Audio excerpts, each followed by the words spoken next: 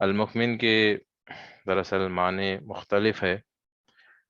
المؤمن کے معنی اللہ سبحانہ و تعالی کی وہ ذات ہے جو لوگوں کو ایمان عطا کرتا ہے اور امن بھی عطا کرتا ہے، یعنی جو ہمارا یقین ہے اللہ سبحانہ و تعالیٰ کو ایک ماننے کا، ایک جاننے کا، اور اس پر توحید پر ایمان لانا، یقین رکھنا، اس چیز کا ایمان اللہ ہی دیتا ہے، اور اللہ سبحانہ و تعالیٰ ہماری حفاظت بھی فرماتا ہے۔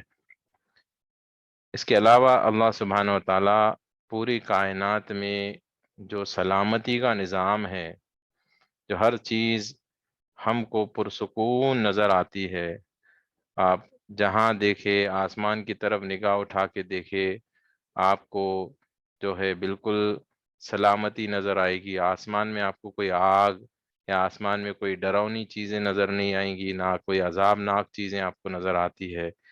آپ آسمان کی طرف دیکھتے ہیں تو آپ کو ایک دم بالکل سب کچھ پیسفل نظر آتا ہے۔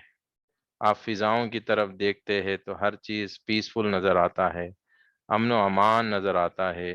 جھاڑوں کی طرف دیکھے آپ، پیڑ پودوں کی طرف دیکھے، سمندروں کی طرف دیکھے، حالانکہ یہ چاہے تو ان کے پاس اللہ سبحانہ و تعالیٰ نے اتنی طاقت و قوت دی کہ وہ ایک پل میں سب کچھ تہس نہس کر سکتے ہیں۔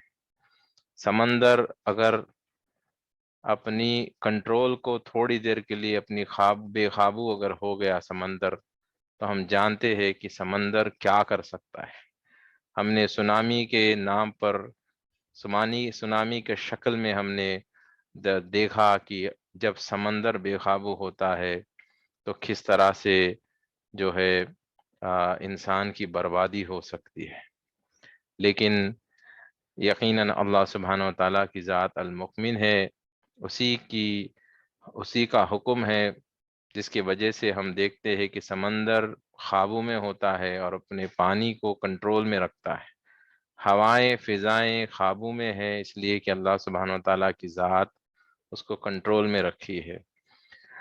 پیڑ پودے، جانور اپنی اپنی بلوں میں چھپے ہیں، وہ باہر نہیں آتے، سانپ بچھو آ کے آپ کو کاٹتے نہیں اچانک، وہ اپنی اپنی جگہ اس لیے محفوظ ہے کہ یہ اللہ سبحانہ و تعالیٰ کا حکم ہے، اور یہ حکم پہ عمل کرتے ہیں۔ اگر یہ بے قابو ہو جائے تو ہمارا جینا مشکل ہو جائے گا۔ چھوٹا سا بھی جانور، اگر مچھر بھی اگر بے قابو ہوتے ہیں تو ہم دیکھتے ہیں کہ ہمارا جینا مشکل ہو جاتا ہے۔ اگر بہت سارے مچھر اللہ نہ کرے کسی کے گھر میں گھس جائے، آپ سوچے کہ وہ کیا کر پائے گا، مچھر سے کیسے بچے گا وہ؟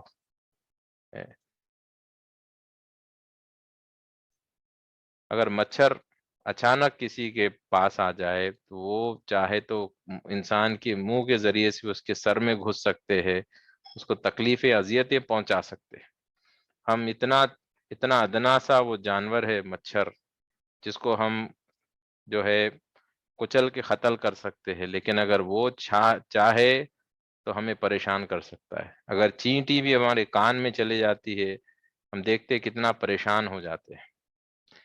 تو یہ اتنے سارے قسم کے جانور بھی ہے، یہ سب اپنی اپنی جگہ پرسکون ہے، سلامتی ہے، امن و امان ہے۔ اس کی وجہ صرف اللہ سبحانہ و تعالیٰ کی ذات ہے، المؤمن کی ذات ہے، جو ہمیں امن و امان میں رکھا ہے۔ بات اب اس بات کی ہے کہ پھر دنیا میں جو ہے کچھ مقامات پہ کیوں ہمیں امن و امان نظر نہیں آتا، کیوں ہمیں جو ہے فساد نظر آتے، جھگڑے نظر آتے۔ عام طور پہ آج سب سے بڑا، اگر انسان کا سب سے بڑا ٹینشن اگر اس کی زندگی میں ہے تو اس کے خود کے گھر کے معاملات لگے ہیں۔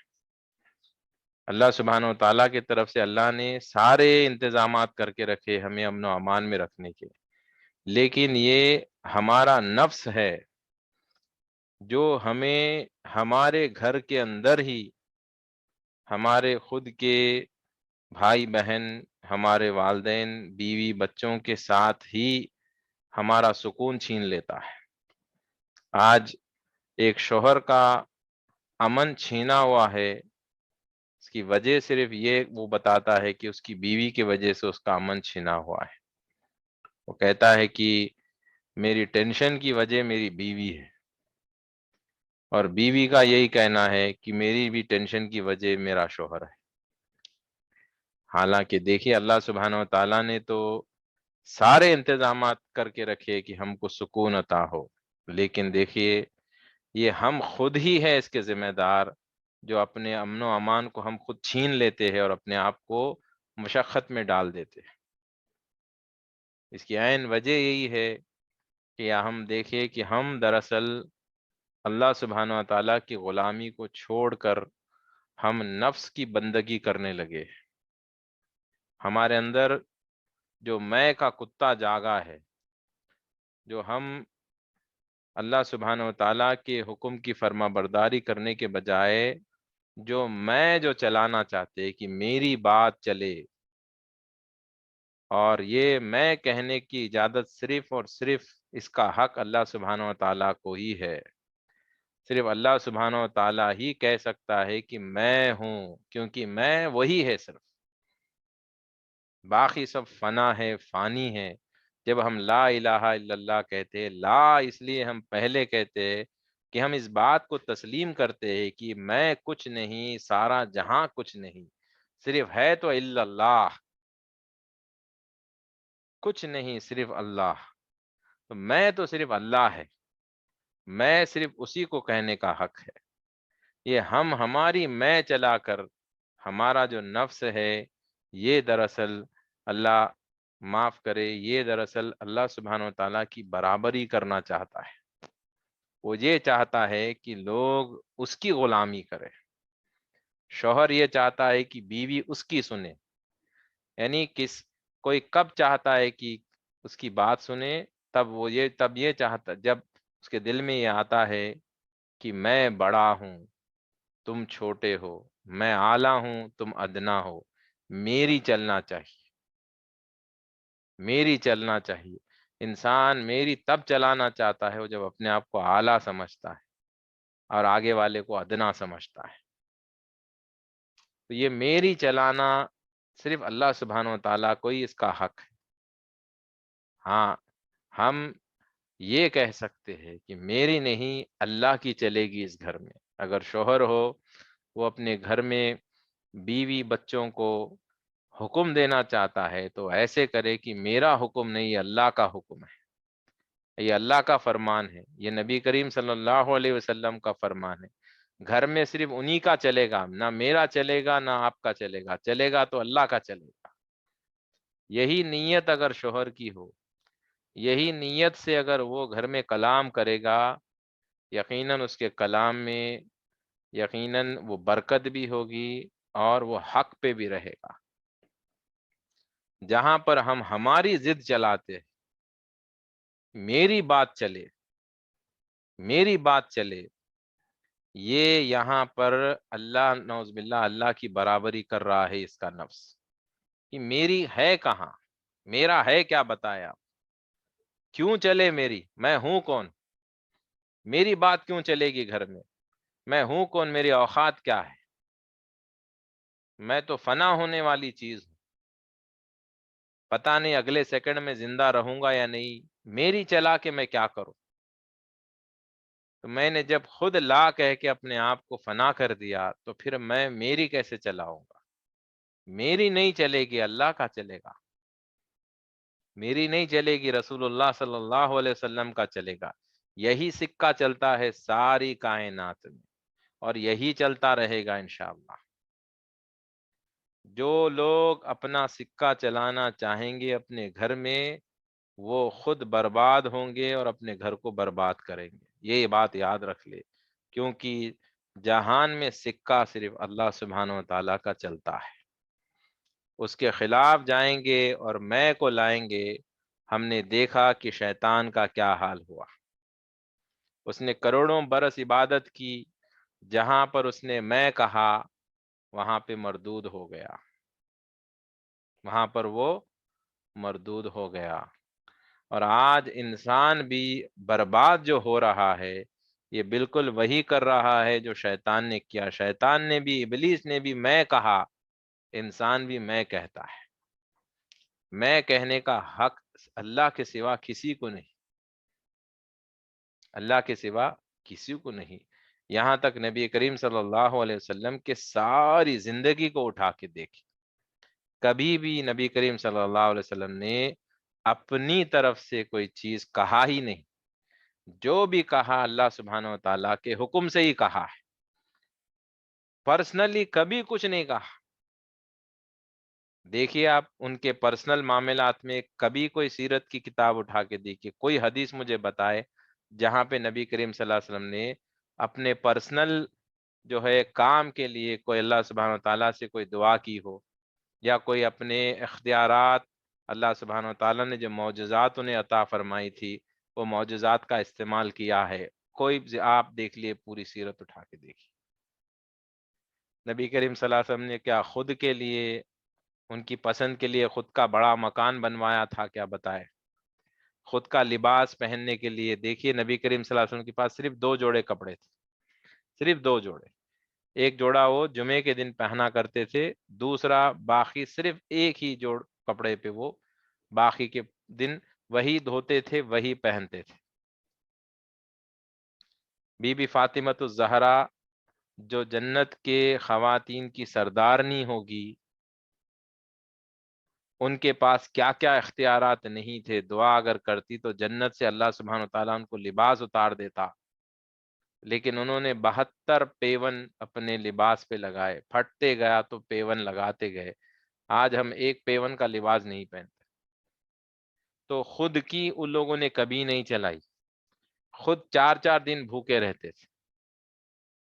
ایک مرتبہ ایک صحابی نے نبی کریم صلی اللہ علیہ وسلم کو دعوت دی. آقائے دو جہاں صلی اللہ علیہ وسلم صحابہ کے ساتھ پہنچے دعوت پہ، انہوں نے کچھ روٹیاں پیش کی تو نبی کریم صلی اللہ علیہ وسلم کے آنکھ سے آنسو نکل گئے. سب سے پہلے آقائے دو جہاں صلی اللہ علیہ وسلم نے چند روٹیاں اٹھائی، کپڑے میں لپٹا اور ایک صحابی سے کہا ہے فوراً جاؤ اور یہ میری بیٹی فاطمہ کو دے دو کیونکہ وہ 4 روز سے بھوکی ہے. آنسو نکلے ہیں آقائے دو جہاں صلی اللہ علیہ وسلم کے آنکھ سے اور کہا کہ یہ میری بیٹی فاطمہ کو دے دو، 4 روز سے بھوکی ہے. آپ دیکھیے نبی کریم صلی اللہ علیہ وسلم نے خود فرمایا انا خاسم واللہ یؤتی، میں خاسم ہوں، یعنی اللہ سبحانہ و تعالی رزاق ہے، وہ مجھے رزق دیتا ہے اور میں تقسیم کرتا ہوں.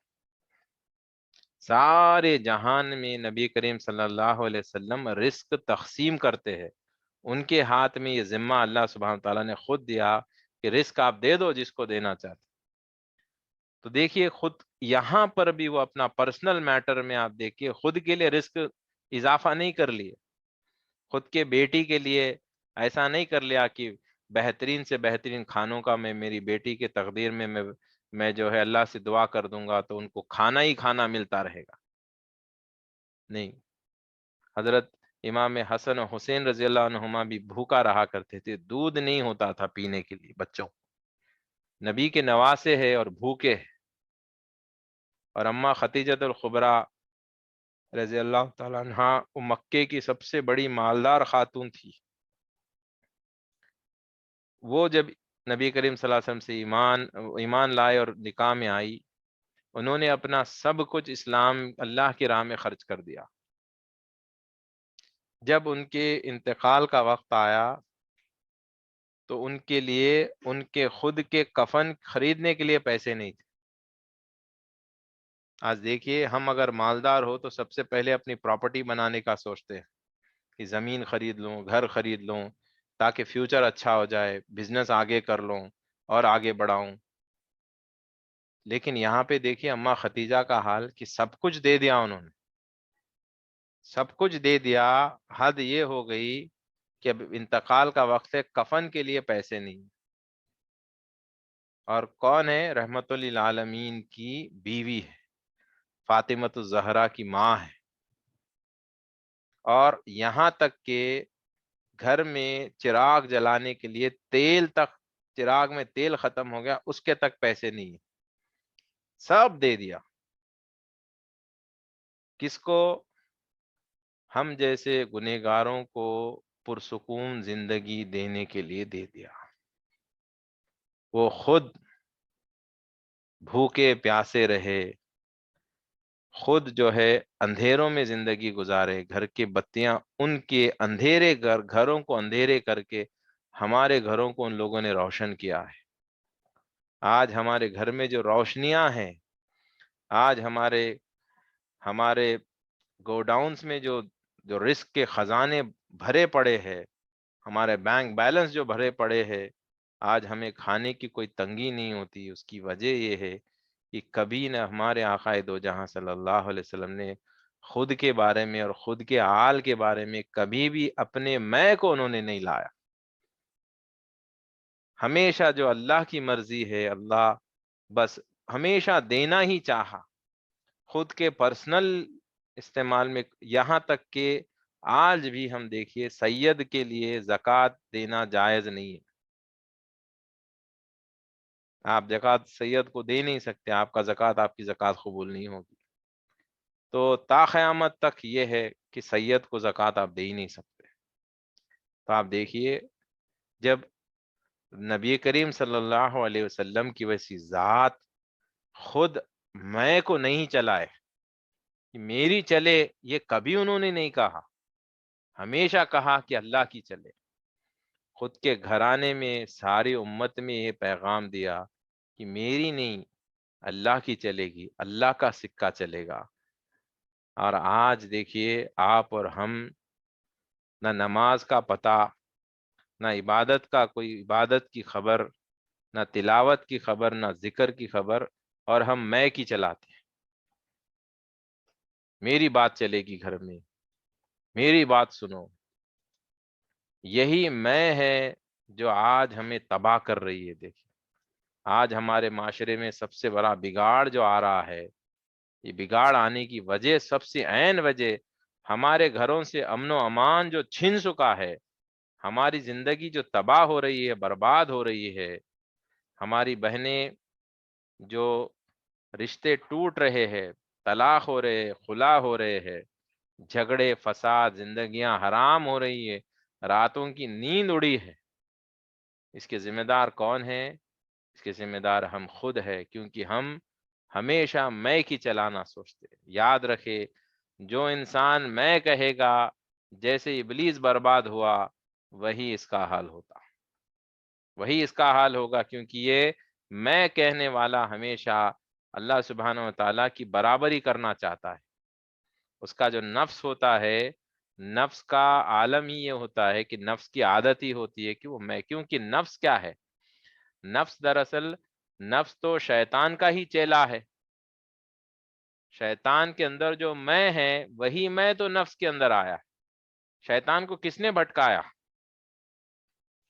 شیطان جب عبادت گزار تھا، جب وہ مردود نہیں ہوا تھا، اس کو کس نے کہا کہ تم انکار کرو سجدے سے؟ اسے کس نے بھٹکایا؟ جب شیطان ہی نہ تھا، ابلیس خود عبادت گزار تھا، تو پھر اسے یہ کس نے کہا کہ تم سجدہ کرنے سے انکار کرو؟ شیطان کو بھٹکانے والا اس کا خود کا ہی نفس تھا، وہی نفس ہمارے اندر ہے۔ تو دیکھیے، نفس جو ہے شیطان سے بھی زیادہ خطرناک ہوتا ہے، وہی ہمیں اللہ سبحانہ و تعالیٰ سے دور کرتا ہے، کہ وہ ہمارے اندر ایسی باتیں ذہن میں ڈالتا ہے کہ تم کچھ ہو، تمہاری اہمیت ہے، تمہارا ریپیوٹیشن ہے، تم بڑے ہو، تمہاری بات چلنی چاہیے۔ یہ بات وہ ذہن میں لا کے انسان کو وہ ایسا ذہن بناتا ہے کہ انسان اپنے آپ کو کچھ سمجھنے لگتا ہے۔ حالانکہ نبی کریم صلی اللہ علیہ وسلم جھک کے چلا کرتے تھے، غلاموں کی طرح چلنے کا انداز تھا۔ صحابہ نے پوچھا یا رسول اللہ ایسے کیوں چلتے؟ فرمایا کہ میں تو غلام ہوں، میں تو اللہ کا غلام ہوں، میں کیسے اکڑ کے چلوں؟ میں کیسے اکڑ کے چلوں؟ میں تو غلاموں کی طرح چلنا چاہوں گا، تو میں اللہ کا غلام ہوں، اس کا بندہ ہوں، میں تو غلام ہوں، تو میں غلاموں کی طرح چلوں گا۔ وہ راستے پر اکڑ کے چلنا پسند نہیں کیا انہوں نے۔ آپ دیکھیے ہم تو جو ہے میں کہنا ہی اکڑنے کی نشانی ہے۔ تو جو ہمارے گھروں سے سلامتی چھینی ہوئی ہے، اس کے ذمہ دار ہم خود ہے۔ بعد میں یہ نہیں کہنا کہ اللہ نعوذ باللہ اللہ نے ایسا کیوں کیا۔ یہ کفریہ کلمہ ہے، کیونکہ خود کرتے ہو پھر اللہ کا نام لیتے ہو۔ اللہ نے تو ساری سہولتیں دے رکھی ہے، تم اپنے میں کو کیوں ختم نہیں کرتے؟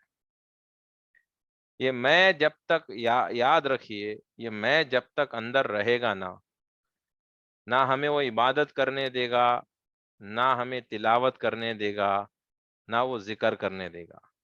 ہر جگہ وہ آ جائے گا، عبادت میں بھی آئے گا۔ وہ اچھی عبادت کریں گے تو کہے گا تم بہت اچھی عبادت کر رہے ہو، وہاں پر بھی میں آئے گا، اور محشر میں ایسے لوگوں کو پیش کیا جائے گا اللہ سبحانہ و تعالیٰ کی بارگاہ میں۔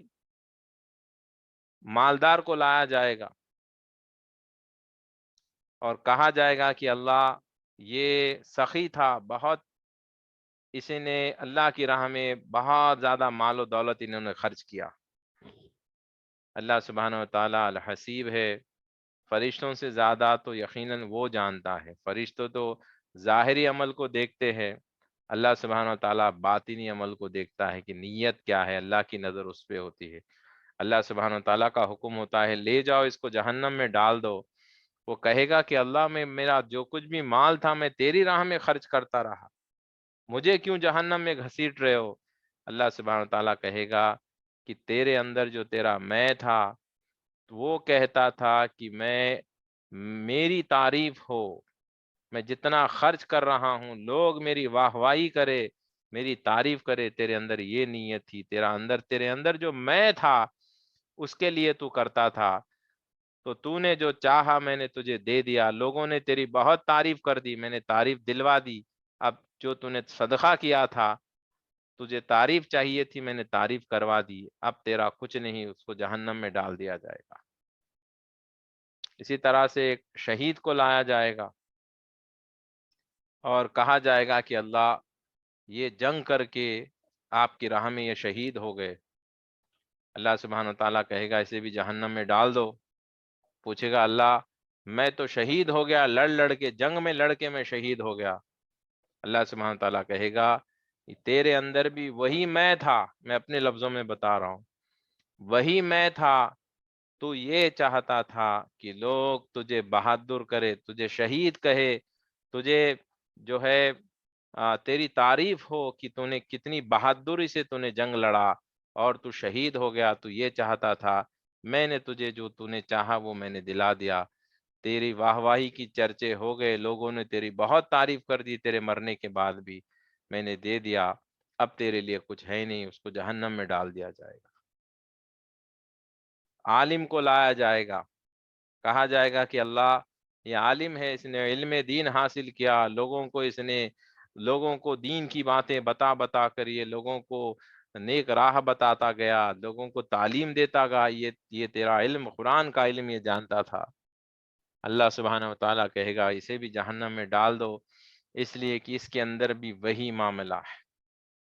اس کے اندر جو میں ہے وہ یہ کہتا تھا کہ اس کی تعریف ہو، یہ بہت بڑا عالم دین ہے، یہ بہت بڑا مفتی ہے، لوگوں کو اتنی اچھی اچھی باتیں بتاتا ہے، اس کی تعریف ہو، میں نے تعریف کروا دی۔ تو یہ جو میں ہے اس کو اگر رکھ کے ہم عبادت کرتے جائیں گے، یہ کہیں نہ کہیں دبوچ لینے کی پوری کوشش کرے گا۔ یاد رکھیے اس کے غلامی سے ہمیں باہر نکلنا ہے، اور ہماری جو معرفت الہی کا جو راستہ ہم اختیار کیے ہیں، اس میں سب سے پہلا سبق، طریقت میں سب سے پہلا سبق جو سکھایا جاتا ہے یہ میں کو ختم کرنے کا ہی سبق ہوتا ہے۔ سب سے پہلا سبق جو ہوتا ہے میں کو ختم کرنے کا ہی سبق ہوتا ہے۔ جو ذکر کا طریقہ ہمیں سکھایا جاتا ہے، شریعت میں تو لا الہ الا اللہ کا ذکر ہوتا ہے، اب یہ سوچ کے کرتے ہیں نہیں ہے کوئی معبود سوائے اللہ کے، اور اس پہ نیکیاں ملیں گی، ثواب ہوگا، بس یہ نیت سے کرتے ہیں۔ لیکن طریقت میں معرفت کے راستے پہ جو لوگ نکلتے ہیں انہیں یہ ٹریننگ دی جاتی ہے کہ تم لا جب کہو گے تو کہو کہ میں ختم ہوں، میری کوئی اوقات نہیں، میں کچھ نہیں۔ الہ کہو تو کہو کہ سارا جہاں کچھ نہیں۔ الا اللہ کہو تو کہو کہ صرف اللہ ہی اللہ ہے اور کچھ نہیں۔ یہ ذہن بنا کر جب بندہ ذکر کثرت سے کرتا ہے کہ میں نہیں نہ جہاں، صرف اگر ہے تو کوئی اللہ ہے، تو اس سے کیا ہوتا ہے، یہ کثرت سے یہ ایک طریقت میں ہے کہ اب انسان اپنے آپ کو کثرت سے کہنے لگا کہ تو ہے ہی نہیں، تیری کوئی اوقات نہیں، تیری کوئی ذات نہیں، تو کچھ نہیں۔ وہ کہتا رہے گا تو اپنے آپ کو وہ فنا کرتا رہے گا کہ میں کچھ نہیں، میری اوقات کچھ نہیں۔ جب انسان کے اندر کا میں ختم ہو جاتا ہے تو گھر کے جھگڑے بھی ختم ہو جاتے ہیں۔ اب اس کی بیوی لاکھ چلائے گی، لاکھ چیخے گی، کچھ بھی کہے گی، کوئی جھگڑا نہیں ہوگا، کیونکہ اس کو کوئی فرق ہی نہیں پڑتا۔ مثلاً ایک اللہ کے بہت بڑے ولی بزرگ جو ہے ایک گاؤں جاتے، جانے کے بعد گاؤں کے لوگ ان کی بہت بڑی خاطرداری کرتے کہ اللہ کے بہت نیک بندے آئے ہیں، بزرگ ہے، تو انہیں اچھا کھلاتے پلاتے ہیں، خاطرداری کرتے ہیں۔ اس کے بعد پھر وہ بازو دوسرے گاؤں میں جاتے ہیں، اس گاؤں میں جو لوگ ہوتے ہیں وہ ان کے دشمن ہوتے ہیں، ان کے خلاف ہوتے ہیں، ان کو ناپسند کرنے والے لوگ ہوتے ہیں، تو وہ لوگ انہیں بری بری گالیاں دینے لگتے ہیں، بری بری گالیاں دیتے ہیں۔ بہت گالیاں دینے کے بعد یہ بزرگ جو ہے صرف سنتے ہی رہتے ہیں، گالیاں سنتے ہی رہتے۔ کافی گالیاں سننے کے بعد وہ مسکرا کے کہتے کہ اور کچھ کہنا ہے تو کہہ دو۔ لوگ کہتے کہ ہم نے اتنی گالیاں دی آپ کو، ہم نے آپ کو اتنا برا کہا، تو آپ کو کچھ تکلیف نہیں ہوئی، آپ کو کچھ برا لگا نہیں؟ تو وہ بزرگ فرماتے ہیں جس شخص کو آپ نے گالیاں دی ہے وہ شخص تو کب کی ختم ہو چکا ہے، وہ تو ہے ہی نہیں۔ جس کو گالیاں آپ دے رہے ہو، جس کا نام لے لے کر، وہ تو ہے ہی نہیں، وہ تو کب کی ختم ہو گیا، اب میں تو ہوں ہی نہیں۔ آپ دے لو جتنے گالیاں دینا ہے، جو ہے ہی نہیں اس کو گالی دے کے کیا فرق پڑے گا؟ یعنی مثلاً اگر آپ کسی کو، ایسے آدمی کو گالی دے رہے ہو جو موجود ہی نہیں ہے آپ کے پاس، اس سے کیا فرق پڑے گا سننے والے کو؟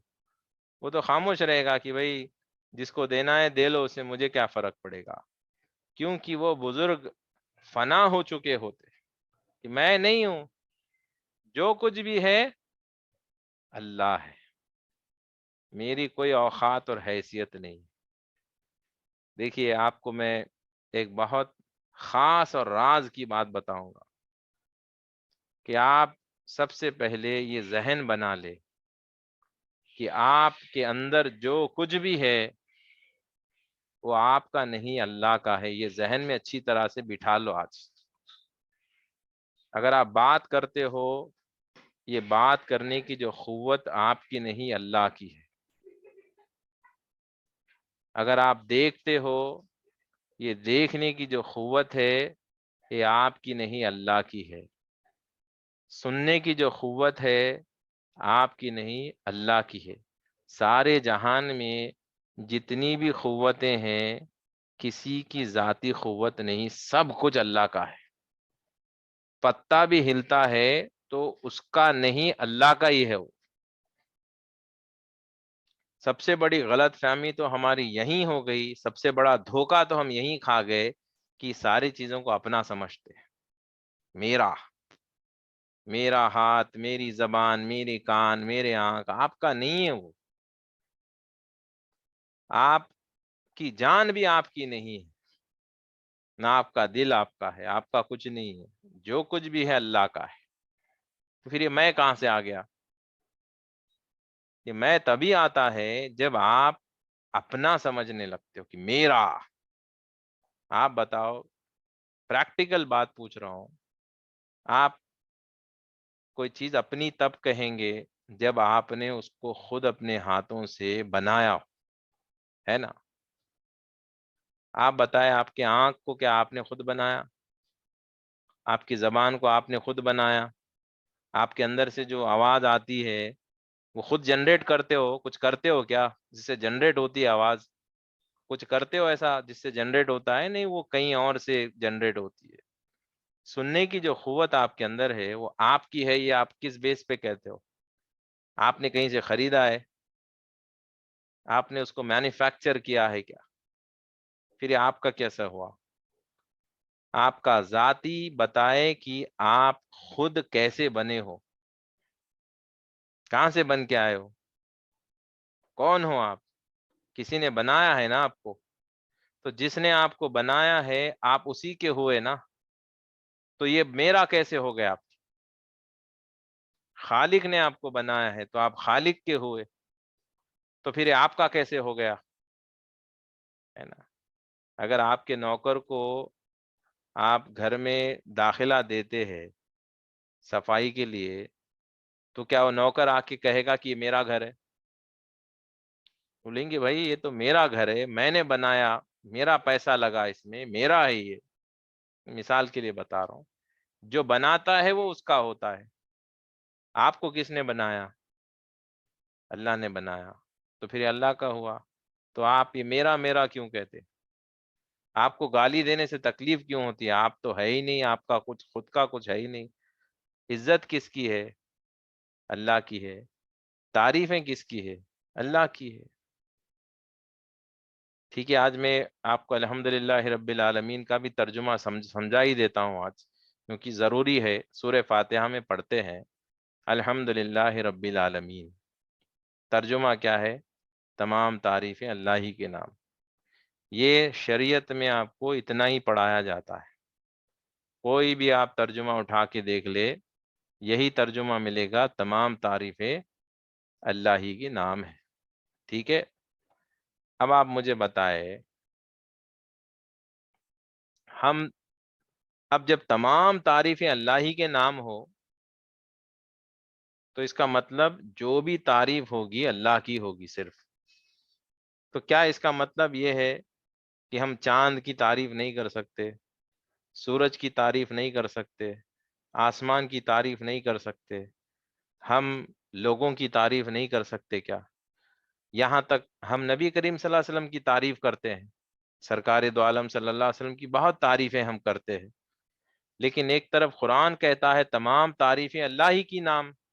پھر ہم اللہ کے نبی کی بھی تعریف کرتے ہیں، انبیاء کی تعریف کرتے ہیں، فرشتوں کی تعریف کرتے ہیں، صحابہ کی تعریف ہوتی ہے، اولیاء کی تعریف ہوتی ہے، صالحین، صدیقین، شہداء تعریف ہوتی ہے، علماء، مفتیاء اکرام کی تعریف ہوتی ہے، والدین کی تعریف ہوتی ہے، جو اچھا کام کرتا ہے اس کی تعریف ہوتی ہے، جو اچھا خوبصورت لگتا ہے اسے تعریف ہوتی ہے، کیا خوبصورت ہو، جو طاقتور ہوتا ہے تعریف ہوتی ہے، کیا طاقتور ہو ہے، جو ٹیلنٹ نظر آتا ہے تعریف ہوتی ہے، کیا پڑھتے ہو ماشاء اللہ، کیا علم ہے، ٹاپ آئے ہو ماشاء اللہ تعریف ہوتی ہے. علم کے دنیا میں تعریف، قوت کی دنیا میں تعریف، شہرت کی دنیا میں تعریف ہے، خوبصورتی میں تعریف، بلندی میں تعریف، ہر جگہ تعریف ہی تعریف ہو رہی ہے. لیکن اللہ کہتا ہے تمام تعریفیں اسی کی نام ہے. تو کیا یہ سب کو تعریف کرنا بند کر دے ہم اور صرف اللہ کی تعریف کرتے رہے؟ یہیں پر ہم ترجمے کو غلط سمجھ رہے ہیں. یعنی تو ہمیں سمجھ میں نہیں آیا قرآن کہنا کیا چاہتا ہے. الحمدللہ رب العالمین کے دراصل معنی یہی ہے کہ تمام دنیا میں جو چیز کی آپ تعریف کرتے ہو وہ اللہ ہی کی ہے. اور اگر آپ کوئی چیز کی تعریف کر رہے ہو، ذہن میں یہی لے کے چلو کہ میں مخلوق کی نہیں، میرے اللہ کی تعریف کرتا ہوں، کیونکہ بنانے والا خالق ہے.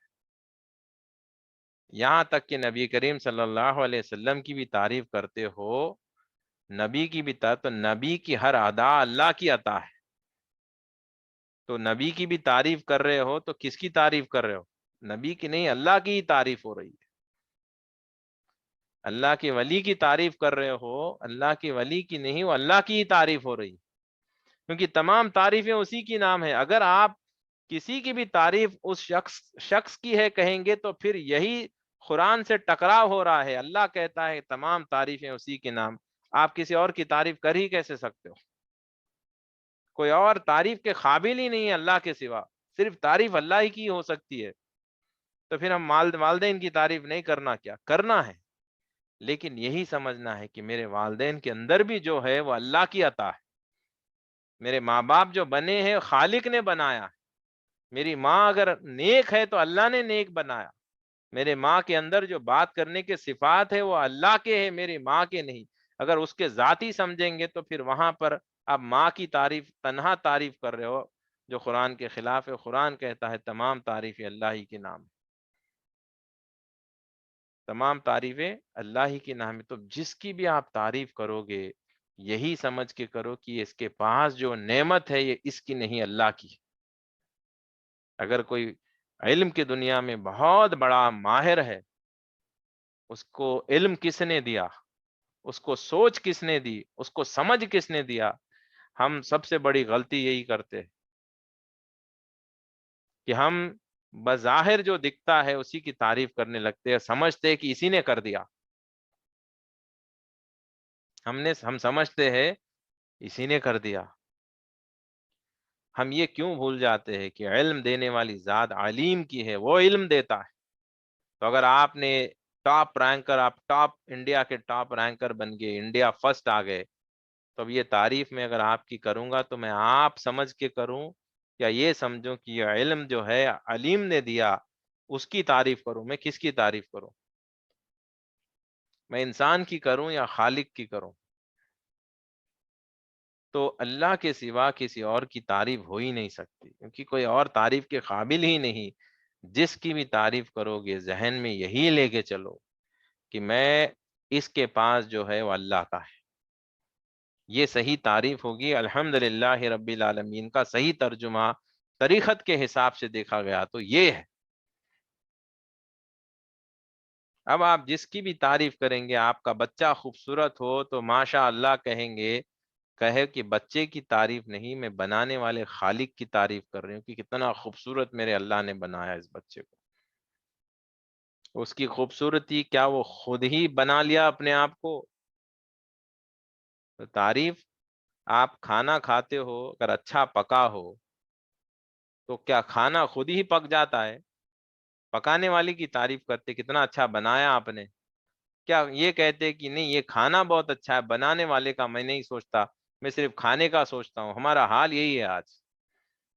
بنانے والے کو بھولے ہیں کیونکہ لذت مل رہی ہے، کھاتے جاؤ کھاتے جاؤ. یہ چھوڑ دو کہ کس نے بنایا، اس سے کیا کرنا ہے. یہ بہت اچھا ہے، یہ کھاؤ، وہ بہت اچھا ہے، وہ کھاتے جاؤ. ہم سمجھ رہے کہ یہ خود ہی بن رہے ہیں سب. کوئی بھی انسان کے پاس جو کچھ بھی ہے سب اللہ کا ہے، یہ ذہن میں لے کے چلے. قوت ہو، طاقت ہو، علم ہو، دیکھنا ہو، چلنا پھرنا ہو، ساری کائنات میں جو کچھ بھی ہے، ساری قوتیں طاقتیں سب کچھ اللہ کا ہے. اللہ سے ہٹ کے کسی اور کا کچھ نہیں. یہ ذہن میں اچھی طرح سے بٹھا لیجیے. تعریف اگر کرو گے، ہر شے میں تعریف کرو گے تو اللہ کی تعریف کرو. یہی کہو کہ یہ، اب ہر کسی کو منہ پہ تو آپ کہہ نہیں سکتے جا کے کہ آپ کا کیا ہے، میں تو اللہ کی کر رہا ہوں. یہ نہیں کہنا ہے کیونکہ اسے لوگ کنفیوز ہو جائیں گے پھر. کیونکہ یہ جو میں تعلیم دے رہا ہوں یہ شریعت کے اوپر کی تعلیم ہے. اگر آپ میں جو باتیں میں بول رہا ہوں پبلک میں جا کے آپ ایسے ہی تعریف نہیں کرنا کہ میں اللہ کی کر رہا ہوں آپ کی نہیں کر رہا ہوں. وہ کنفیوز ہو جائیں گے کہ جو علم آپ سیکھ رہے ہو یہ علم ان کو نہیں ہوگا، تو پھر وہ کنفیوز ہو جائیں گے. آپ کے اندر کا جو ایمان کی کیفیت میں بتا رہا ہوں کہ یہ کیفیت لے کے چلو. زبان سے بولنے کی کوئی ضرورت نہیں. زبان سے آپ بول سکتے ہو امی آپ نے بہت ماشاءاللہ آپ بہت اچھی ہو، بولیے آپ، لیکن دل میں کیا رکھیے، میرے امی کو اچھا بنایا میرے اللہ نے. اچھی ضرور ہے، اس کی زبان اچھی ہے، لیکن وہ اچھی زبان دیتا کون ہے؟ اچھا ذہن دیتا کون ہے؟ اچھا علم دیتا کون ہے؟ حقیقت کیا ہے یہ پہچاننے کی کوشش کریے. اچھے خیالات، انسان اچھے کیسے بنتا ہے؟ اچھے خیالات سے، اچھے اخلاق سے بنتا ہے. اچھے اخلاق آتے کیسے؟ اچھے اخلاق اچھے خیالات سے آتے ہیں۔ اچھے خیالات کون ڈالتا ہے؟ کون آپ کے دل میں اچھی اچھی باتیں ڈالتا ہے؟ بتائے، خود ہی جنریٹ ہوتی ہے کیا؟ خود ہی آپ اچھا بن جا سکتے ہیں کیا بنا ہدایت کے؟ انسان اچھا تبھی بن سکتا ہے جب اللہ سبحانہ و تعالیٰ اس کو ہدایت دے کر اس کی مدد کرتا ہے۔ اب آپ دیکھیے، آپ سیشن جوائن کر رہے ہیں، آپ کو کیا لگتا ہے؟ آپ خود ہی جوائن کر لیا، آپ نے بٹن دبایا، فون میں میسج آ گیا، بٹن دبا دیا، کھل گیا اور سیشن چالو ہو گیا۔ آپ یہ نہیں دیکھ رہے کہ اس کے پیچھے اللہ سبحانہ و تعالیٰ کی کتنی مدد آپ کو ہوئی ہے۔ اس وقت آپ کے گھر میں کوئی ٹینشن نہیں ہوئی، آپ کی لائٹ نہیں چلی گئی، آپ کا فون بند نہیں ہو گیا، آپ کا انٹرنیٹ بند نہیں ہو گیا، آپ کے کان میں درد نہیں ہو گیا اچانک، اللہ نہ کرے۔ کسی کے کان میں درد ہو جائے گا، وہ سن نہیں پائے گا، کسی کے پیٹ میں درد ہوگا، وہ دواخانے بھاگے گا، کسی کے آنکھ میں کچھ گر جائے گا، وہ صاف کرتے بیٹھ جائے گا، کسی کے سر میں درد ہوگا۔ ایک بہت ساری چیزیں ہو سکتی تھی، لیکن ایسا کچھ نہیں ہوا، سب کچھ سموتھ ہو گیا۔ اللہ سبحانہ و تعالیٰ نے آپ کو میسج بھیج دیا، آپ نے کلک کر دیا، لاگ ان کر دیا، سن رہے ہو۔ اس کے پیچھے کتنی مدد آپ کو آئی ہے، دیکھیے۔ آپ پرسکون طریقے سے سن رہے ہیں اللہ کی بات، کوئی ٹینشن نہیں ہے، آپ کے اطراف کوئی پرابلم نہیں ہے، ڈسٹربنس نہیں ہے آپ کو۔ یہ ساری مدد کس کی ہے؟ اگر آپ اپنی طرف سے کرنا چاہیں گے تو کبھی کبھی ہوتا ہے نا ایسا، اللہ کی مدد نہیں آتی کوئی مصلیحت کی وجہ سے، آپ نہیں کر پاتے، کچھ نہ کچھ ایسا ہوتا ہے، لائٹ چلے جاتی ہے، فون بند ہو جاتا ہے، انٹرنیٹ چلا جاتا ہے، ہوتا ہے کبھی کبھی۔ ایسا ہو تو پھر آپ کو اللہ کی بارگاہ میں رجوع ہو کے دعا کرے، روئے کہ مولا ایسی کیا غلطی ہو گئی مجھ سے کہ میں سیشن چھوٹ گیا، میرا کوئی کچھ نہ کچھ غلطی ہوئی ہوگی، مولا معاف کر دے، توبہ کرے، استغفار کرے، یہ عادت بنا لے۔ ضروری نہیں ہے کہ ہر بار ہماری غلطی کی وجہ سے کوئی مسئلہ ہو، اس میں اللہ سبحانہ تعالیٰ کی حکمت ہوتی ہے، لیکن ہماری یہ عادت بنا لے۔ تہجد میں اگر دیر سے اٹھ جائے تو جو ہے، اگر تہجد چھوٹ جائے تو افسوس کرے کہ آخر کیا غلطی ہو گئی مولا، کیا تو ناراض تو نہیں مجھ سے؟ ایسا کیا ہو گیا کہ تہجد کو تو جگایا نہیں؟ کیونکہ میں خود تو اپنی طرف سے اٹھ تو نہیں سکتا، میرا تو کچھ ہے ہی نہیں، جگانے والا تو ہی ہے، میں آج کیوں نہیں جاگ پایا مولا، ایسی مجھ سے کیا غلطی ہو گئی؟ ٹٹولے اپنے آپ کو، ہو سکتا ہے میری زبان سے کوئی جھوٹ نکل گیا ہوگا، ہو سکتا ہے میں نے کسی کو تکلیف دے دی ہوگی، ہو سکتا ہے میں نے کچھ ایسی حرکت کر دی ہوگی جس سے میرا مولا کہیں ناراض نہ ہو گیا ہوگا، میری تہجد کیوں چھوٹ گئی اللہ؟ یہ کہہ کے اس کے بارگاہ میں روئے، ایک رونے کا بہانہ بنایا۔ ہمارے یہاں تو حال اتنا برا ہے کہ لوگوں کی نمازیں تک چھوٹ جاتی ہے، تہجد تو چھوڑ دیجیے آپ، فجر کی نماز، ظہر کی نماز جان بوجھ کے چھوڑ دیتے ہیں۔ ایسا نہیں کہ نیند لگ گئی تھی، جاگے ہوئے ہو کر بھی لوگ چھوڑ دیتے، اور افسوس تو دور کی بات ہے، وہ سوچتے تک نہیں کہ نماز چھوٹ گئی۔ دیکھیے کتنے غافل ہے، کتنے دور ہو چکے ہیں، دلوں پر کتنا زنگ چھایا ہوا ہے کہ ان کو نماز کے چھوٹنے پر تکلیف تک نہیں ہوتی، ان کو افسوس تک نہیں ہوتا کہ ہائے میری نماز چھوٹ گئی۔ اور وہی، ایسا نہیں کہ ان کو تکلیف کا ان کے اندر کی کیفیت ہی ختم ہو گئی، دنیا کی چیز جانے پر دگنی تکلیف ہوتی ہے، نماز کے چھوٹنے پر کوئی تکلیف نہیں ہوتی۔ اگر وہی سیل فون گم گیا، وہ 10 دن تک پریشان سوئے گا، نیند نہیں آئے گی کہ میرا 15,000 کا فون تھا، 20,000 کا میں نے نیا فون خریدا، یہ میرا فون چوری ہو گیا، فون گم ہو گیا، اتنا پریشان ہوگا کہ پوچھو مت۔ ایک معمولی سا فون ہے، وہ گم جانے پر نیند اڑی ہے، لیکن نماز ایک ایسی چیز ہے کہ وہ اللہ جس مقصد سے پیدا ہوا ہو بندہ، وہ مقصد ہی چھوٹ گیا۔ مقصد تو نماز تو چھوٹی چھوٹی، نماز چھوٹنے سے زیادہ ڈر مجھے اس بات کا ہوتا ہے، مجھے ڈر اس بات کا ہوتا ہے کہ اللہ سبحانہ و تعالیٰ اس سے ناراض ہو گیا. بھئی نماز چھوٹ گئی وہ معاف کرے گا، لیکن آپ دیکھیے نماز کب چھوٹتی ہے؟ نماز کب چھوٹتی ہے؟ جب اللہ سبحانہ و تعالیٰ بندہ سے ناراض ہوتا ہے، بندے سے، تب نماز چھوٹتی ہے. اور میں پورے یقین کے ساتھ یہ بات کہنا چاہوں گا کہ جہنم کے عذاب سے زیادہ اگر کوئی عذاب ہے تو اللہ سبحانہ و تعالیٰ کی دوری سے. جو بندہ اپنے خالق سے جدا ہو جاتا ہے، اللہ کی قسم، وہ جہنم سے زیادہ بھیانک عذاب تو وہ دوری میں ہے. کہ جو خالق سے جدا ہو جاتا ہے، اس کی جو تکلیف اور اذیت اس کو پہنچتی ہے، وہ تکلیف اور اذیت تو جہنم میں بھی اسے نہیں پہنچتی. اور اس کو اس بات کا احساس تک نہیں، کیونکہ اللہ سبحانہ تعالیٰ کی ذات المؤمن ہے، وہ امن و امان میں اس کو رکھا ہے. وہ اس کو احساس نہیں ہوتا کہ وہ کس سے جدا ہو گیا. جب موت آتی ہے اسے پتہ چلتا ہے کہ وہ دراصل کس سے جدا ہو گیا. دیکھیے، حفاظت کرنے والے ہاتھ اگر اٹھ جائے، آپ کو امن میں رکھنے والے ہاتھ، خدا نہ خواستہ اگر وہ ہاتھ ہٹ جائے تو سوچئے کہ تباہی کا عالم کیا ہوگا. آج ہم جو پرسکون زندگی گزار رہے ہیں، یہ اللہ سبحانہ تعالیٰ کا دست قدرت ہے. جو المؤمن ہمیں جو امان میں رکھا ہے، اسی کا نتیجہ ہے جو آج آپ اور ہم سکون میں ہیں. اللہ نہ کرے اگر جو غفلت میں زندگی گزار رہے ہیں، موت آئے گی اور جب المؤمن اپنے دست قدرت ہٹائے گا اس پر سے، تو دیکھیے کہ اس کا حال کیا ہوتا ہے. اس کا حال کیا ہوتا ہے. اور ایک مومن کے لیے جنت سے زیادہ عظیم ترین چیز اگر کوئی ہے، جنت سے زیادہ اچھی چیز، اس سے بہترین چیز اگر کوئی ہے، تو وہ اپنے رب کی قربت ہے.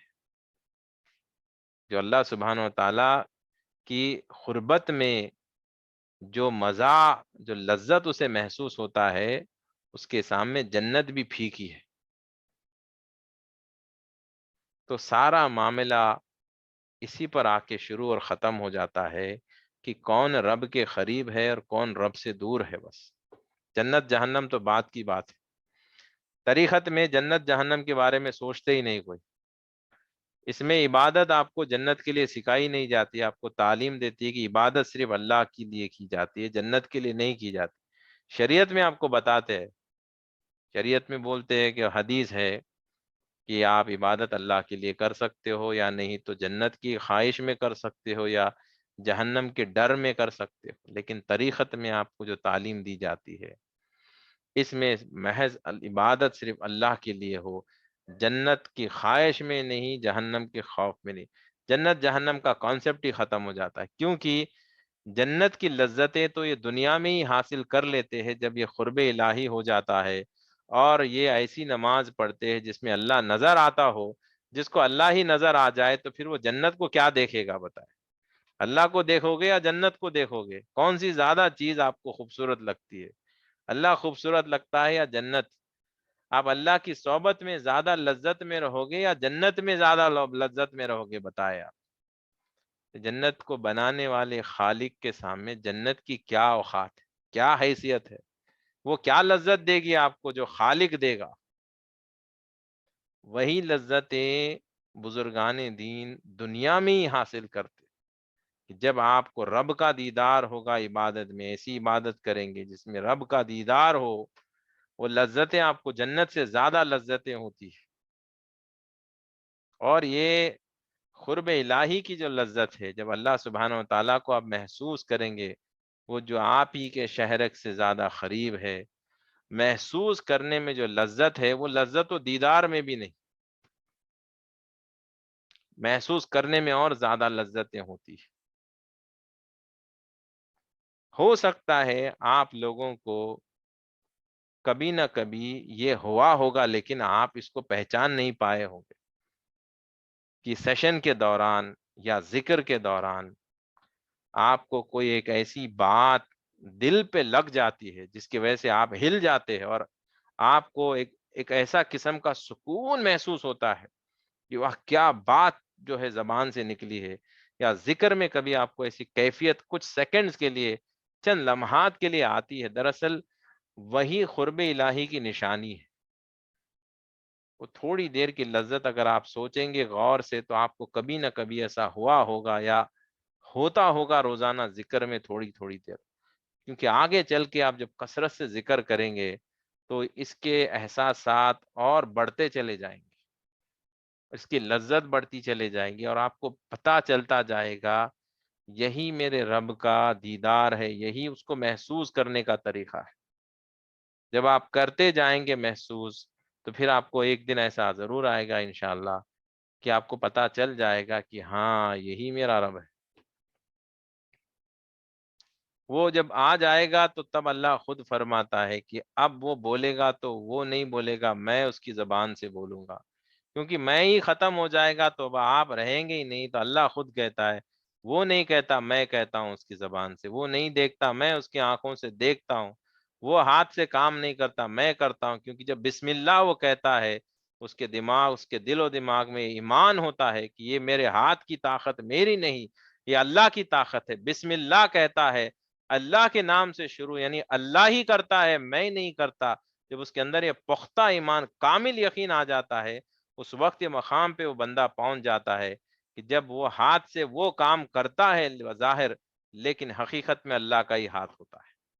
اللہ خود فرماتا ہے، اسی کی محنت ہے، ہمیں محنت اسی پہ کرنا ہے۔ ہم نے بہت بیانات سن لیے اور بہت ہو گیا، سنتے جا رہے ہیں، پھر 4 دن میں پھر وہی حال ہو رہا ہے۔ اب بس کر دے، اب ہم ایسے راستے پہ انشاءاللہ نکلیں گے جس راستے میں ہم پریکٹیکلی سیکھیں گے کہ نفس کو کیسے ختم کیا جائے، نفس کو کیسے ختم کیا جائے، کیسے قابو میں لایا جائے، اور کس طرح سے قرب الہی حاصل ہو۔ یاد رکھیے، جو بندے نفس کو قابو کر لیتے ہیں ان کے اندر کا میں ختم ہو جاتا ہے۔ جب میں ہی ختم ہو گیا، قرب الہی آ گیا، نہ اس کی نماز چھوٹتی ہے، نہ اس کی تہجد چھوٹتی ہے، نہ اس کا ذکر چھوٹتا ہے، وہ بالکل اسے کہتے ہیں نفس ملہمہ کا جو مقام کہتے ہیں، جس میں اس کا یہ حال ہوتا ہے کہ ساری چیزوں میں سٹیبلٹی آ جاتی ہے، سٹیبلٹی آتی ہے، عبادت میں ایسے سٹیبل ہو جاتا ہے کہ کوئی نماز نہیں چھوٹتی، ذکر نہیں چھوٹتا، تہجد نہیں چھوٹتی، اس کے جو اذکار ہوتے ہیں، جو روزانہ کا معمول، جو توجہ کے ساتھ سلوک میں، مراقبے میں بیٹھتا ہے، دیدار الہی ہوتے ہی رہتا ہے، وہ اتنا کنٹینیوسلی ہوتے ہی چلے جاتا ہے کہ ایک وہ سٹیج ہے، اس کو نفس ملہمہ کہتے ہیں۔ وہ کرنے کے بعد اس مقام پر بس اس کے آگے بڑھنے کے لیے جو مقام آتا ہے نفس مطمئنہ کا مقام، وہ مقام دراصل عبادت سے، ذکر سے نہیں آتا، وہ مقام عبادت اور ذکر سے نہیں آتا۔ اگر آپ یہ کہیں گے کہ میں اگر نفس ملہمہ کے مقام پر پہنچ گیا، اب مجھے دیدار الہی بھی ہوتا ہے، اور میں ہر چیز میں سٹیبلٹی بھی میری آ گئی، تو کیا میں اللہ کا ولی بن گیا؟ کیا نفس مطمئنہ حاصل ہو گیا؟ جی نہیں، تب بھی آپ کو اللہ کا ولی نہیں کہہ سکتے، تب بھی آپ کو نفس مطمئنہ والا نہیں کہیں گے، تو پھر کب کہیں گے؟ وہ نفس مطمئنہ صرف اور صرف اللہ سبحانہ و تعالی جس کو دینا چاہتا ہے اس کی مرضی سے دیتا ہے بس۔ اب یہ کس کو دیتا ہے، کیوں دیتا ہے، وہ اللہ سبحانہ و تعالی بہتر جانتا ہے۔ ایسا ہرگز نہیں کہ آپ نے بہت عبادت کر لی تو آپ کو اللہ نے نفس مطمئنہ دے دیا، ایسا نہیں ہو سکتا۔ ایسا ہرگز نہیں ہے کہ آپ نے بہت عبادت کر لی تو آپ اللہ کے ولی بن گئے، جی نہیں۔ ولایت ایک ایسی چیز ہے، وہ صرف عطا سے ہوتی ہے۔ تو کبھی بھی اس گمان میں، غلط فہمی میں نہ رہے کہ میں جو ٹریننگ آپ کو دے رہا ہوں، جو تعلیم میں دے رہا ہوں کبھی بھی اس گمان میں نہ رہے کہ آپ یہ ولی بننے کی تعلیم ہو، جی نہیں، ولی بننے کی کوئی تعلیم نہیں ہوتی۔ ولی اللہ کا جو بنتا ہے وہ عطا سے بنتا ہے، اللہ کی مرضی ہوتی ہے، اللہ ولی بنا دیتا ہے۔ ہم جو کر رہے ہیں یہ صرف اور صرف قرب الہی حاصل ہو، سٹیبلٹی حاصل ہو ہمارے عبادات میں، برائی سے رک جانے کی سٹیبلٹی ہمارے اندر آ جاتی ہے۔ یہ انشاءاللہ یہ محنت سے آتی ہے، اللہ محنت کرنے والوں کو تو دیتا ہی ہے، محنت کریں گے تو ملے گی یہ چیز محنت پہ ٹکی ہے۔ لیکن نفس مطمئنہ جو ہے وہ دعاؤں سے، اسی لیے میں اکثر دعا کرتے ہی رہتا ہوں کہ اللہ آپ کو نفس مطمئنہ کی دولت دے۔ یہ ہر سیشن میں شروع میں دعا کیوں کرتا ہوں؟ کیونکہ یہ چیز دعا سے ملتی ہے، یہ چیز عمل سے نہیں ملتی۔ اور آپ بڑے بزرگوں سے بھی کہے تو یہی دعا کروائے کہ ہمیں نفس مطمئنہ کی دولت ملے۔ مدینہ بھی جائے تو حضور پاک صلی اللہ علیہ وسلم کی بارگاہ میں یہی معروضات پیش کرے کہ نفس مطمئنہ کی دولت ملے۔ یہ دعاؤں سے بزرگان دین کی دعا ہو، اللہ دعا قبول کر لے، کسی کی دعا مل جائے کہ نہیں تو پھر نفس ملہمہ۔ لیکن ملہمہ بھی بہت بڑا مقام ہے، کیونکہ ہم چاہتے یہی کہ ہمارے رب کا دیدار ہو، اس کی قربت ہو، اور اس کی عبادت ایسے کرے کہ وہ ہمیں نظر آئے۔ تو اس چیز پہ توجہ ہمیں محنت کی ضرورت ہے، اور افسوس ہے ان لوگوں پر کہ جن سے اللہ سبحانہ و تعالی ناراض ہو گیا، جن کو عبادت کی توفیق چھن گئی ہے، وہ نمازیں نہیں پڑھ پاتے، پڑھتے بھی ہے تو ایسی ہوتی ہے کہ بالکل سمجھے کہ نماز نہیں پڑھنے کے برابر۔ تو ہمیں یہ کرنا ہے، سب سے پہلے ہمیں اپنے میں کو ختم کرنے پہ محنت کرنا ہے، یہ پہلی چیز ہے۔ اس کے لیے آپ کو پہلا سٹیپ جو میں بتایا، میں کو ختم کرنا، اس کے لیے آپ کو کثرت سے توبہ کرنا ہے، کثرت سے توبہ کرنا ہے، اور توبہ کرنے کا طریقہ میں بتایا ہوں، وہ طریقے سے ہی توبہ کرتے رہے۔ اپنے آپ کو بالکل گنہگار جان کر، لباس کو کالا سے، اپنے چہرے کو بالکل کالا محسوس کرے، اور یہ ساری چیزیں سلوک میں آپ مراقبے میں ہی ہو سکتے ہیں۔ آپ ایسے ہی بیٹھ کے روتے جائیں گے تو روزانہ رو نہیں پائیں گے، ایسے ہی توبہ کریں گے مشکل ہے، ایسے نہیں کر پائیں گے۔ مراقبے میں آپ کو اور اللہ سبحانہ و تعالیٰ آپ کو حقیقت کے پردے کھولے گا۔ آپ مراقبے میں آپ روتے روتے کئی مقامات پہ چلے جائیں گے آپ، تو یہ رونا بالکل حقیقی رونا ہوگا، آپ کی روح سے روتے ہیں آپ، نہیں تو جسم سے رونا تو یہ تو ہمیشہ سے روتے آئے ہیں، اس سے زیادہ فائدہ نہیں ہوتا۔ آپ کو اندر سے باطن سے رونا ہے، یہ کثرت سے روتے رہیں، اور اس سے کیا ہوتا ہے، اب میں ختم ہوگا۔ دوسری چیز یہ ہے کہ امید ہے آپ لوگ پیر کا یا جمعرات کا روزہ رکھ رہے ہوں گے، اگر جو نہیں رکھتے ہیں میں کہوں گا کہ آپ ضرور اس چیز پہ عمل کریں کہ ہر ہفتے میں ایک روزہ ضرور رکھیں، کیونکہ نفس کو ختم کرنے کا صحیح طریقہ روزہ رکھنا ہے۔ تو بزرگان دین کثرت سے روزہ رکھا کرتے تھے، نبی کریم صلی اللہ علیہ وسلم بھی کثرت سے روزہ رہتے تھے، اور دیکھیے صحابہ کا بھی طریقہ تھا، کثرت سے روزے رہتے تھے۔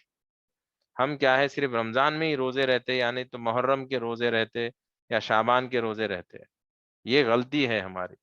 نفس پہ قابو کرنا چاہتے ہو، محنت کرنا چاہتے ہو، تو کم سے کم پیر کا روزہ رہے، اگر نہیں رہ سکتے تو جمعرات کو رہے، وہ بھی نہیں ہو سکتا ہے تو کم از کم چھٹی جس دن ہو اس دن، اتوار، ہفتہ، جمعے کو چھوڑ کے آپ کوئی بھی دن روزہ رہ سکتے ہیں، ہفتے کے ویک کی بات بتا رہا ہوں۔ لیکن آپ ضرور بضرور جس کو سہولت ہو تو پیر اور جمعرات 2 دن روزہ رکھیں، اور نبی کریم صلی اللہ علیہ وسلم کی یہ سنت مبارک بھی ہے، اور ہر مہینے کے بیچ کے یعنی 13، 14، 15 چاند کی ان 3 تاریخوں میں نبی کریم صلی اللہ علیہ وسلم روزہ رکھا کرتے تھے۔ اگر آپ کو سہولت ہو تو وہ روزے بھی آپ رکھیں۔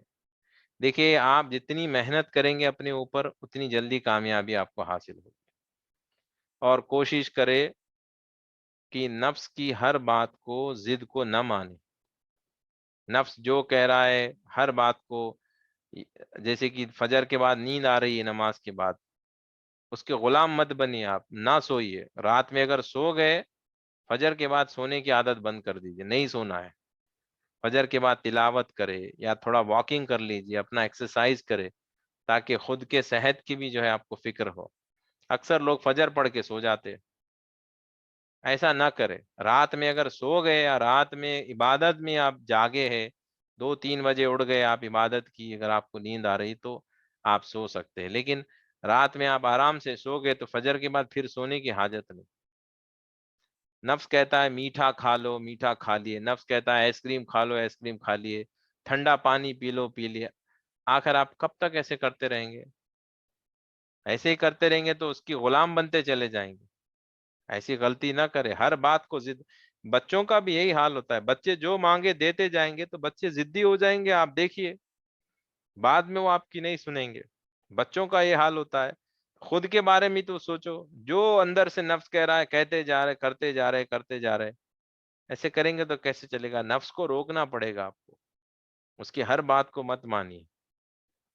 اس کی ہر بات کو کہے گا ٹھنڈا پانی پینا دل کر رہا ہے، کہے کہ نہیں میں ٹھنڈا پانی نہیں پیوں گا، سادہ پانی پیوں گا، مجھے چائے پینے کا بہت جی چاہتا ہے، آج میں نہیں پیوں گا چائے، مجھے چائے میں شکر چاہیے، میٹھی چائے، کہیں کہ میں پھیکی پیوں گا۔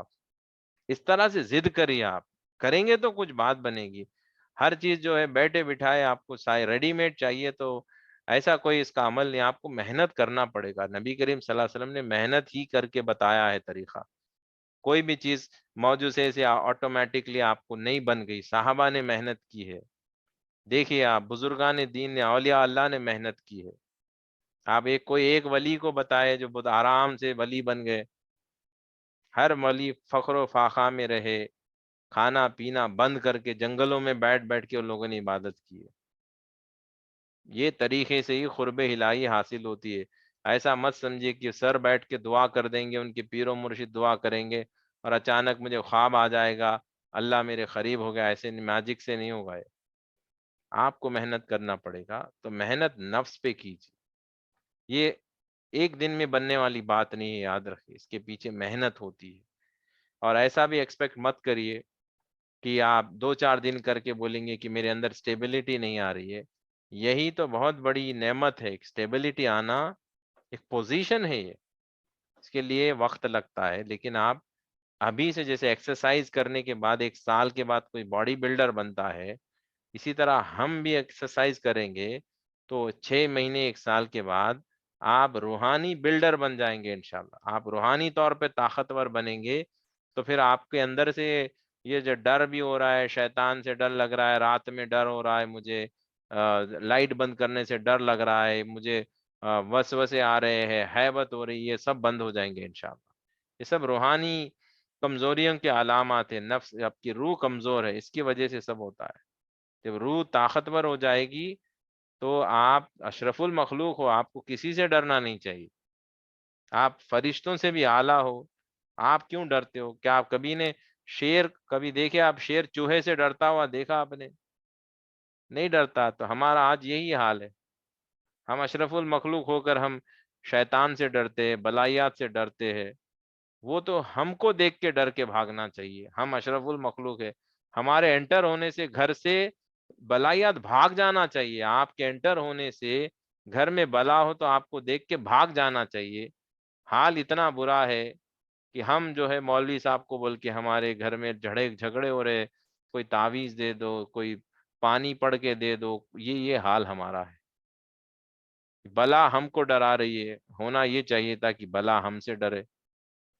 تو انشاءاللہ جیسے میں کہوں گا آپ ایسے عمل کریں گے تو یقیناً انشاءاللہ آپ کو روحانی فائدہ ہوگا۔ ابھی فی الحال تو آپ روزے رکھیے اور ہر بات کو نہ مانے، نفس کی کوشش کرے، ایک دن میں سب مت کر دیجئے، آہستہ آہستہ اس کو لے کے چلے۔ ایک دن میں نہیں ہونے والی بات ہے، آہستہ آہستہ انکار کرے۔ ایسا مت کرو کہ میں سب بند کر دوں گا ایک دن میں، ایسا مت کرے۔ کبھی چائے پی لیجئے، کبھی انکار کریے، کبھی آئس کریم کھا لیجئے، کبھی انکار کریے، ایسا کریے۔ سب بند کر دوں گا تو ایسے نہیں چلے گا۔ آہستہ آہستہ خوابوں میں لائیے اس کو، روزے رکھیے انشاءاللہ۔ پھر دوسری سب سے بڑی اہم بات کہ آپ سب زیادہ لوگوں کو دعوت دیجیے، کیونکہ بہت امپورٹنٹ سیشن چل رہے ہیں اور قوم کا برا حال پڑا ہے۔ لوگ جگہ جگہ مارا ماری ہو رہی ہے، ہماری بچیاں مرتد ہو رہی ہے، غیروں کے ساتھ بھاگ رہی ہے، گھر میں لڑائی جھگڑے فساد ہو رہے ہیں۔ بچیاں بیوہ ہو رہی ہے، مطلقہ ہو رہی ہے، رشتے ٹوٹ رہے ہیں، اس کا کوئی حل نہیں نکل رہا ہے۔ ہمارے لوگ پولیس اسٹیشن کے چکر کاٹ رہے، کورٹ کچہری کے چکر کاٹ رہے، قرض میں پریشان ہے، کاروبار میں پریشان ہے، سلیوشن نہیں نکل رہا ہے۔ ایسے سچویشن میں یہ ایک راستہ ہے جس کے ذریعے سے ہم لوگوں کا یہ سارے پریشانیوں کو انشاءاللہ دور کر سکتے۔ اس کے لیے آپ کو کیا کرنا ہے؟ آپ جستجو کے ساتھ محنت کر کے لوگوں کو اس سیشنز کی دعوت دیجیے، جتنا زیادہ ہو سکے کال کر کے آپ، اللہ سبحانہ تعالیٰ آپ کی محنتوں کو، نیتوں کو دیکھے گا، یاد رکھیے۔ پرسنلی کال کریے، کوشش کرے کہ روزانہ اگر آپ جتنے لوگ آج جوائن کیے ہیں، اگر وہ سب لوگ ایک کو بھی کل جوائن کرائے گا تو آج جتنے ہیں اس کے ڈبل کل ہونا چاہیے، لیکن ایسے نہیں ہو رہا ہے۔ تو آپ کوشش کریں کہ آپ کی طرف سے 1-2 روزانہ جوائن کرائے آپ، تاکہ آپ کی ذمہ داری ہوگی، آپ کے طرف سے جو جوائن کر رہا ہے اس کو فالو اپ کریے، ان کو یاد دلائیے، ریمائنڈ کروائیے، فون کریے، تب تک ان کو عادت ہوگی، اس کے بعد وہ خود انشاءاللہ دوسروں کو دعوت دیں گے۔ یہ سب آپ لوگ محنت کریں گے۔ اب آپ ہاتھ اٹھا کے مجھ سے وعدہ کریے کہ انشاءاللہ آپ سب لوگ دعوت دیں گے۔ کل کے سیشن کے لیے محنت کریے، آپ ہاتھ اٹھا کے مجھ سے آپ وعدہ کریے کہ انشاءاللہ سب لوگ دعوت دیں گے، سب حاضر ہوں گے، اور دوسروں کو بھی آپ دعوت دے کے حاضر کروائیں گے انشاءاللہ، ماشاءاللہ۔ کیونکہ میں انشاءاللہ آپ کو ایک ایسا تحفہ انشاءاللہ بہت جلدی دینے والا ہوں کہ وہ ایسی تعلیم ہے، میں انتظار میں ہوں انشاءاللہ محبت الہی کے بارے میں، کہ اللہ سبحانہ و تعالیٰ سے محبت کیسی کی جاتی ہے۔ اس کی تعلیم حضرت عبداللہ شاہ صاحب رحمۃ اللہ تعالیٰ علیہ کی جو تعلیمات تھے، وہی تعلیمات انشاءاللہ میں آپ کو دینے والا ہوں۔ انشاءاللہ اس کا سیشن کچھ ہی دنوں میں جلدی شروع کرنے والا ہوں۔ اس کے پہلے ہم پہلے کچھ اسماء الحسنہ کے جو ہے ہم ذکر کریں، تاکہ اللہ سبحانہ تعالیٰ کے بارے میں تھوڑا جانے، اس کے ایٹریبیوٹس کو سمجھے، اس کے بعد پھر محبت کی بات ہو تو بہتر ہے۔ ہم ڈائریکٹ محبت کی باتیں کیسے کریں؟ تو میں کوشش کر رہا ہوں تاکہ آپ کو عادت ہو، تب تک آپ لوگ جمع کریں لوگوں کو، اس کے بعد انشاءاللہ پھر وہ شروع ہوگا تو پھر دیکھیے کہ یہ یقیناً ایک ولی کی زبان سے نکلے ہوئے کلمات ہے جو حضرت عبداللہ شاہ صاحب رحمۃ اللہ علیہ نے جو بتائے ہیں، یقیناً ایک ایک سچے ولی کے کلمات ہے۔ اگر وہ ہم سیکھیں گے تو ضرور ہمیں انشاءاللہ اللہ کی محبت حاصل ہوگی، اور یقیناً ہمارے پیر و مرشد کی دعا جب ہو تو یقیناً ہمیں اللہ کی محبت حاصل ہوگی انشاءاللہ۔ اس کی صرف شرط یہی ہے کہ آپ اس پہ جو ہے جمے رہیں اور دوسروں کو ضرور دعوت دے۔ انشاءاللہ پھر آپ کل صبح کے سیشن میں انشاءاللہ پھر ملاقات ہوگی۔ چلیے دعا کر لیتے ہیں۔ الحمدللہ رب العالمین، اللہم صلی علی سیدنا محمد وعلی آلہ وازواجہ واہل بیتہ وصحبہ واولیاء امتہ افضل صلواتک وعدد معلوماتک وبارک وسلم۔ اللہم ربنا آتینا فی الدنیا حسنہ وفی الآخرۃ حسنۃ وقینا عذاب النار۔ ربنا ظلمنا انفسنا وان لم تغفر لنا وترحمنا لنكونن من الخاسرین۔ اللہم انی اسألک الجنہ واعوذ بک من النار۔ اللہم انی اسألک الحبک وحب من یحبک والعمل الذي يبلغني حبك۔ اللهم اجعل حبك أحب من نفسي وأهلي ومن الماء البارد۔ اللهم اجعل في قلبي نورا وفي بصري نورا وفي سمعي نورا وعن يميني نورا وعن يساري نورا وفوقي نورا وتحتي نورا وأمامي نورا وخلفي نورا وجعلي نورا۔ ربنا لا تزغ قلوبنا بعد إذ هديتنا وهب لنا من لدنك رحمة إنك أنت الوهاب۔ اللهم عافني في بدني، اللهم عافني في سمعي، اللهم عافني في بصري، اللهم عافني في قلبي، لا إله إلا أنت۔ اللهم أنت ربي لا إله إلا أنت، خلقتني أنا عبدك، أنا على عهدك ووعدك ما استطعت، أعوذ بك من شر ما صنعت، أبوء لك نعمتك علي وأبوء ذنبي فاغفر لي فإنه لا يغفر الذنوب إلا أنت۔ اللهم إنك عفو تحب العفو فاعف عني واعف عنا واغفر لنا وارحمنا، أنت مولانا فانصرنا على القوم الكافرين۔ سبحانك اللهم وبحمدك أشهد أن لا إله إلا أنت أستغفرك وأتوب إليك۔ السلام علیکم ورحمۃ اللہ وبرکاتہ۔